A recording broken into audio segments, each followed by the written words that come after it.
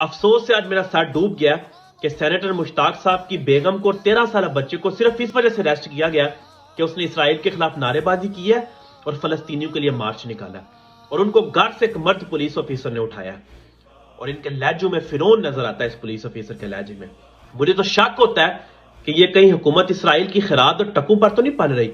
سوال تو ہوگا قیامت والے دن اور فلسطینی بچے ان کے گریبان پکڑ کر کہیں گے آرمی چیف کا اور حکومت کے وزیر اعظم کا کہ وہاں پر ہماری ماں بچوں کی عزتیں لوٹی جا رہی ہوں, بچے شہید ہوتے ہوں اور تم جو ہے ٹس سے مس نہ ہوئے, تم سے چوں تک نہ ہوا اسرائیل کے خلاف اور تم ان کی خیرات پر پلتے رہے. تم نے اس وجہ سے ان کے خلاف ایک لفظ نہ بولا کہ تمہیں امریکہ سے خیرات ملتی رہی ہے.